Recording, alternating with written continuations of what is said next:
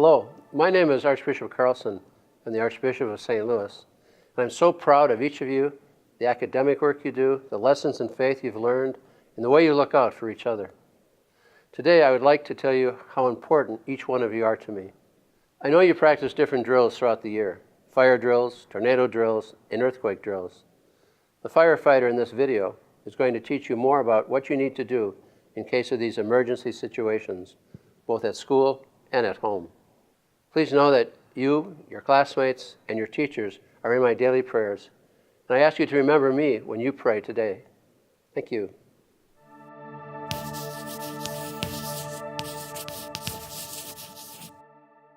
So today we're going to talk about some general safety tips and things that you guys can know to help you be prepared in case of an emergency. You guys are old enough that you know your ABCs, right? And you can sing along to songs on the radio. So if you can do those things, then you can memorize 2 phone numbers. And it's really important to have 2 phone numbers memorized. I'll tell you a little secret. A lot of adults don't even have 2 phone numbers memorized because all their phone numbers are programmed in their phone. But sometimes you might find yourself in a situation where you don't have that phone, or you have somebody else's phone and you need to get help. So it's really important to have 2 phone numbers memorized. So those phone numbers could be a lot of different people, right? They could be your mom and dad. It could be mom and grandma. It could be dad and maybe a babysitter that watches you after school, or a trusted neighbor, or just somebody that could help you out if you needed help.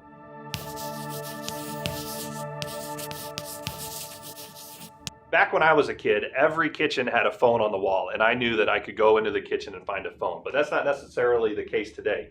A lot of homes don't even have a landline, and they just use cell phones, right?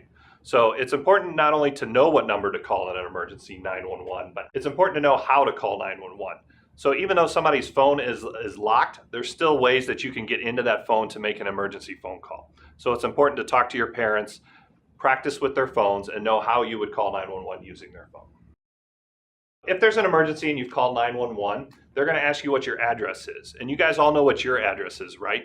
So let's say you're at a friend's house and you need to call 911 and you don't know the address of where you are. Where could you look to find that address?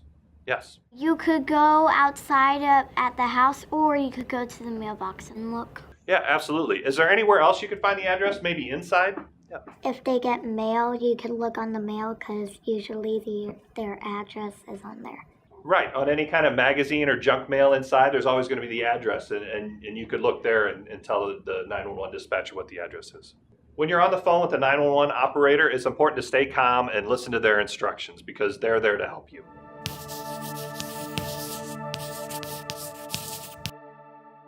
So parents often tell their kids not to go outside without their permission, but in an emergency, sometimes the rules change. So if you need help and you don't have a phone to call 911, it's okay to go outside and run to the neighbor's house, or even to flag down a passing car to get some help.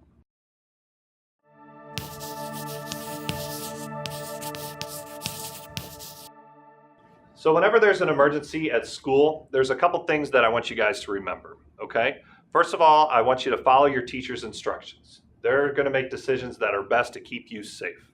When you have an emergency drill at school, I really want you guys to move quickly but quietly so you can listen to instructions from your teachers. And finally, and to me the most important thing when you're dealing with an emergency, is not to freak out, to be brave and listen to your teachers. Because when you freak out, do you know what happens? Your brain stops thinking and then you can't make any decisions. And being brave, that's a choice that you can make. When I go into a house that's on fire, I'm scared, but I have to choose to be brave. It's kind of like when you guys maybe have to get up in front of the class and recite a poem or something. It can be a little scary, but you choose to be brave. So it's important to not freak out, be brave, and listen to your teacher's instructions.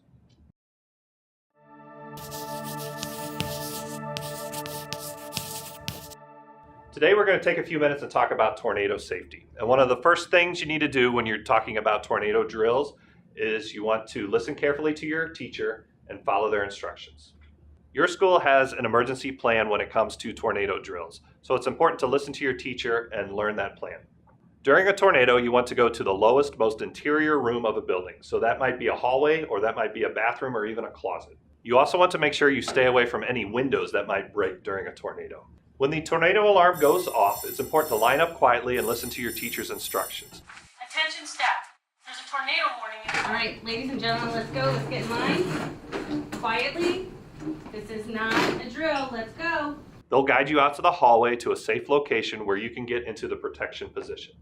The protection position is a crouched position with your heads down and your hands across your neck to protect yourself from any flying debris.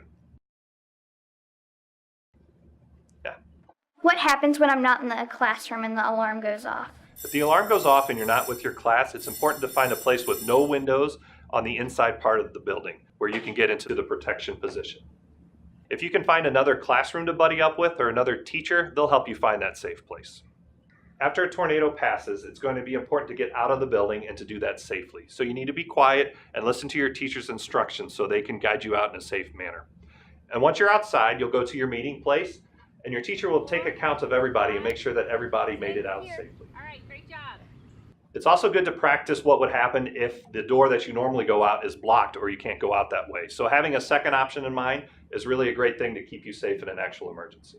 When dealing with tornado drills, it's important to take them seriously, be quiet, and listen to your teacher's instructions. And in the event of a real emergency, always remember, don't freak out, be brave, and listen to your teachers.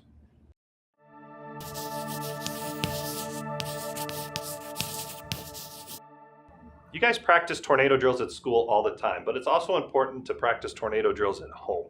Just like your teacher has developed a plan for you at school, it's important to have a plan at home for what to do in case of a tornado.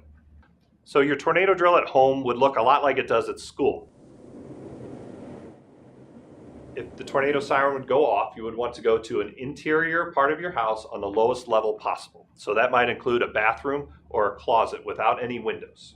And once you're in that safe place, you want to assume the protection position, which is a crouched position with your heads down and your hands across your neck to protect yourself from any flying debris. After a tornado passes, it's important to get out of the house quickly using the closest exit and to go to your meeting place so that your parents can account and make sure that everybody has made it out. There's 3 things I want you guys to remember when it comes to emergency drills. First, I want you to take the drills seriously so that you guys know what to do in a real emergency. Secondly, I want you to practice them. Practice them both at school and at home.